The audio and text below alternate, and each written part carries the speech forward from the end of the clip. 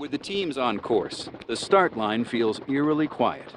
But inside trailers that make up Race Central, the work has just begun. With all 239 vehicles equipped with Spot Gen 3 tracking devices, Race Central monitors all competitors' speed and location. As teams navigate through the 821 miles of this year's course, they need to hit 7 physical checkpoints and nearly 100 virtual checkpoints. Missing one can result in added penalties to each team's total race time. But first, you have to make it out of the city. Working all night in your car, and then you just get the green flag to go, and you're like starting to unstress yourself, and then it on the wash on race mile 2. ¿Qué, güey? Pues no sé. ¿Se apagó? Se apagó. No mames. Sí, güey. Oríllate. Mames, güey.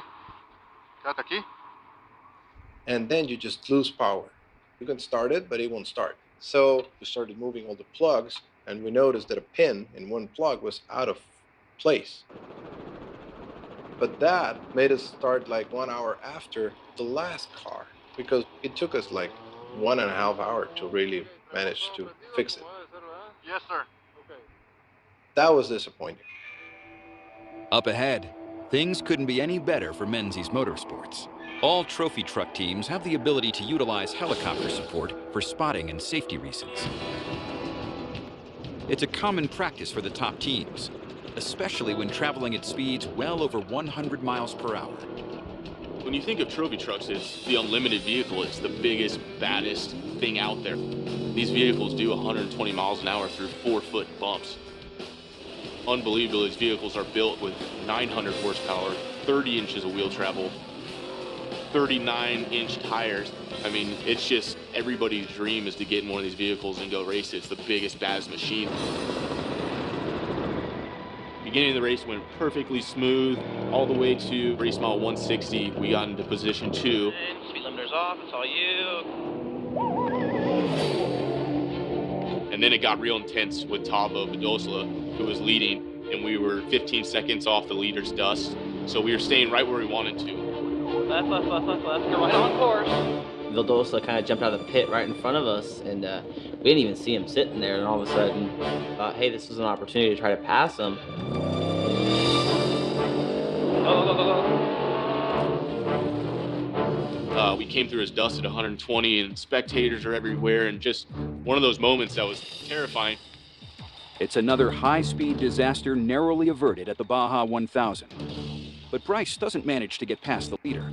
And he's not happy with the support he's getting from his chase crew. Fuck! Come on, guys, you gotta let us know that type of shit. Copy that. Sorry, Bryce, we didn't know.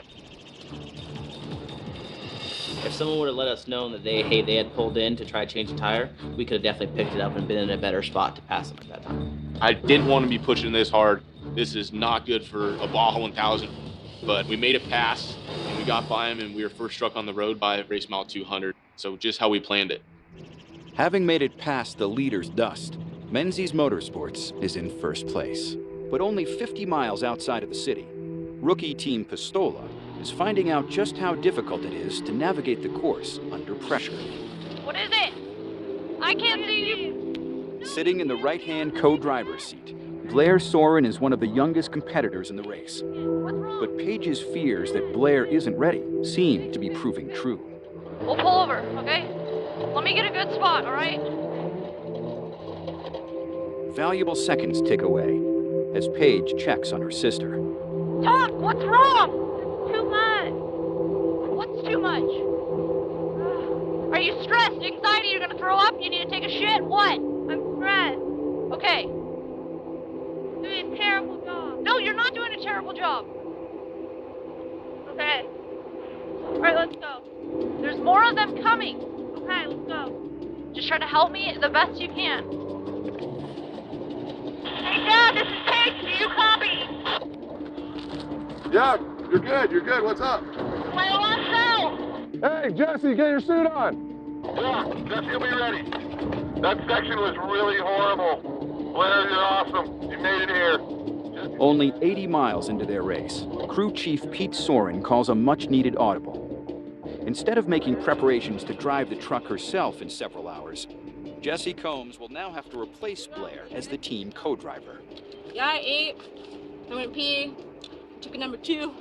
I'm good on that.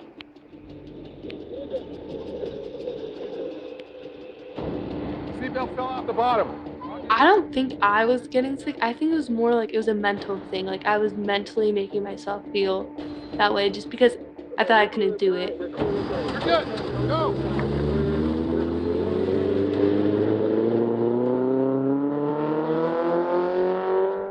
Early into Team Walentine's journey, Brian is quickly realizing that slow and steady will certainly not win the race. His beloved Bug might not even have enough power to make it to the first checkpoint. Car's running like crap. I have nothing. No power. No power. We just had no power getting up a couple hills, and we'd finally make it up some, but one, we just could not make it up. Dude, there's no power getting uphill. Ay, ay, ay. Nope. Yep. Fuck. All of a sudden, we see a bunch of locals come running down, and ended up being Angel's best friend. I mean, out in the middle of nowhere. Hey, our guy's coming with that truck to pull it. That's one thing that's cool about Mexico. I mean, I used to always watch it on the sides. You know, if someone gets stuck and the locals will help. But now I'm in the driver's seat. The locals helping me out. Hey, do I need to give them any money? No, they're my friends. We'll take care of them later. Go, go. Awesome experience. I mean, big time goosebumps. I'll never forget that. That was cool.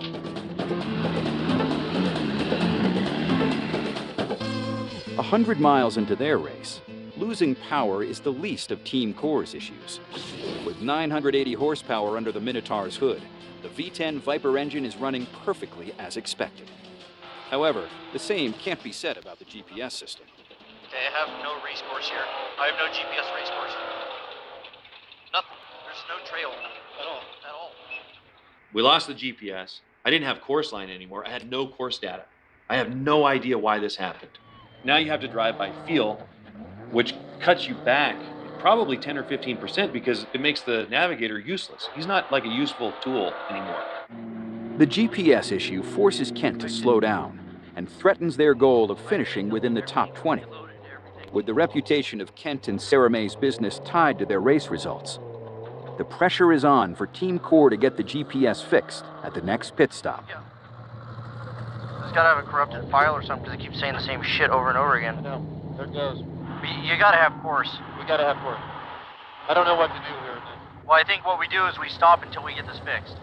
That's my opinion. No, but we can do it. We can just make it. Yeah, I'm gonna keep fucking with this though. Good luck, you guys. The GPS problems have set Core back severely, but as Kent drives, his co-driver continues to work on the unit.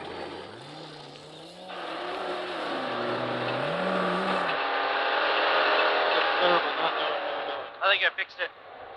Yeah. What was up? Fuck, I don't know. I just kept ticking with it. Swooping right. Got to go left 3.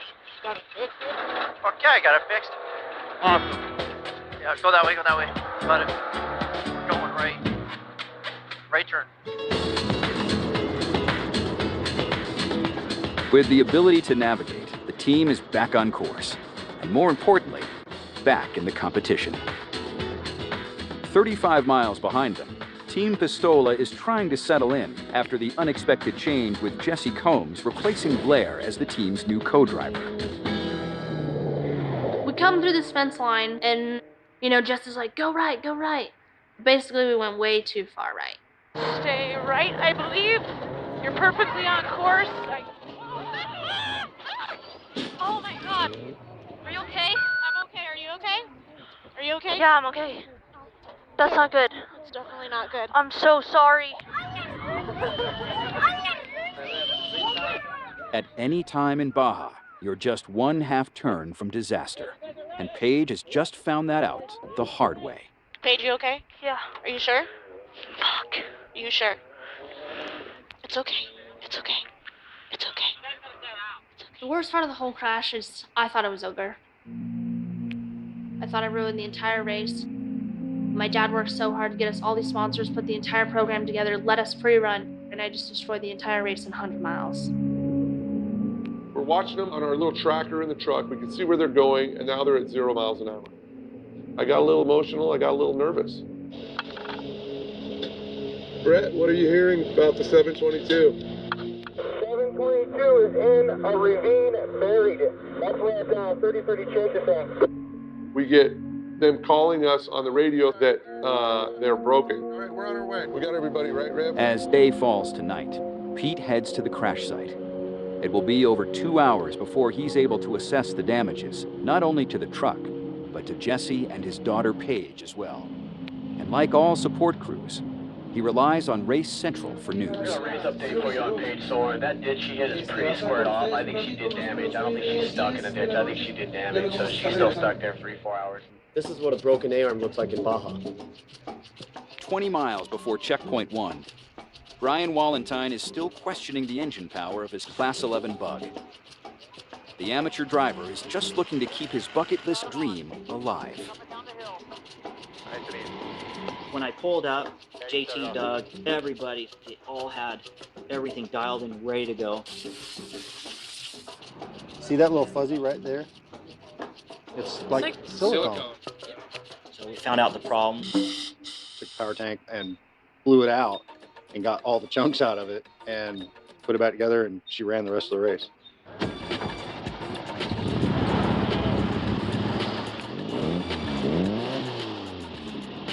Sounds better, huh? Yeah. And that thing, I swear it had 100 more horsepower, it seemed like. It was a totally different animal.